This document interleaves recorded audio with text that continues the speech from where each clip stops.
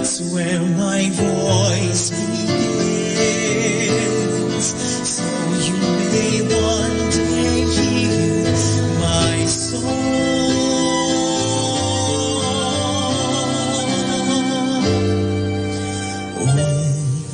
Only I can still your storm.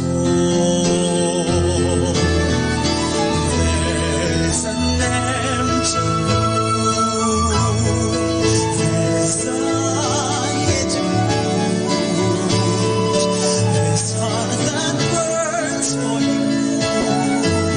If only you knew.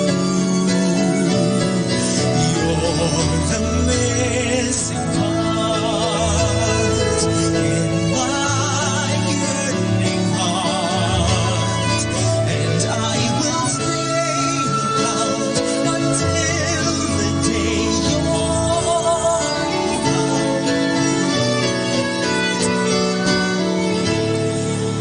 May this my whispered song lead you to come back home till we're no longer far apart.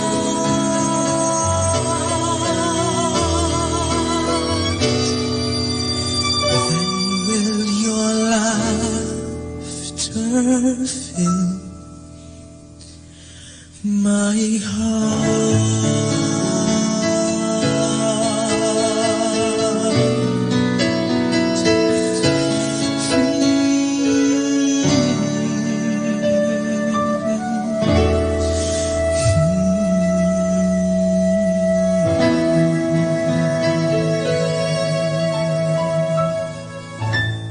Kasama, Merry Christmas!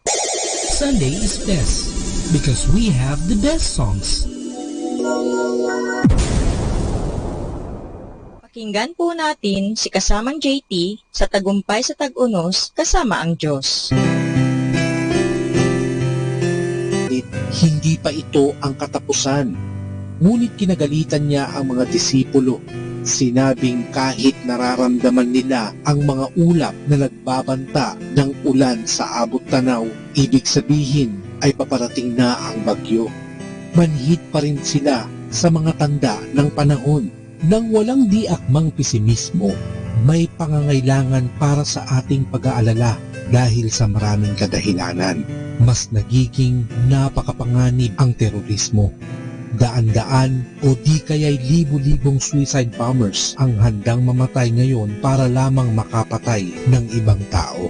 Ngunit ang pinakamalaking dahilan ngayon ay ang nagpapatuloy na labanan para sa isipan ng mga tao. Bumubuo ng battle lines ang mga ideology na sinasabing, kung di kayo kampi sa amin, kayo'y laban sa amin. At kung kayo'y laban sa amin, kayo ay kaaway ko. At kung kayo ay kaaway ko, dapat lamang na kayo ay patayin ko.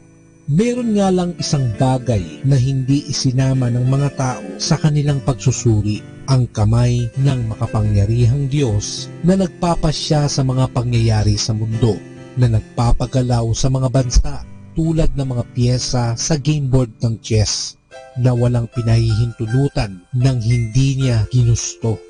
Di siya natutulog at di rin niya sinisira ang pintuan ng kanyang langit. Siya ang nagtatakda kung anong mangyayari. Pinapayagan pa nga niya ang mga kaaway na parusahan ang mga taong nag-aakala na di dapat sila tinatamlan ng paghihirap. Tulad ng sinulat ng plamista, tanging Diyos lamang ang siyang hahatol sa mapapahamak o sa magtatagumpay. Tandaan, sinabi ni Jesus sa kanyang mga pinili na kapag nakita natin nangyayari na ang mga bagay na ito, itaas natin ang mga ulo dahil malapit na ang ating kaligtasan. Tandaan ang mga bagay na ito tuwing nakikinig o nanonood ka ng balita.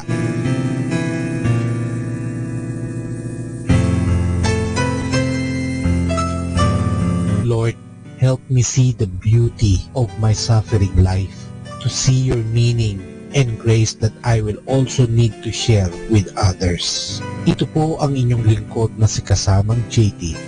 para sa pang-araw-araw nating gabay sa buhay.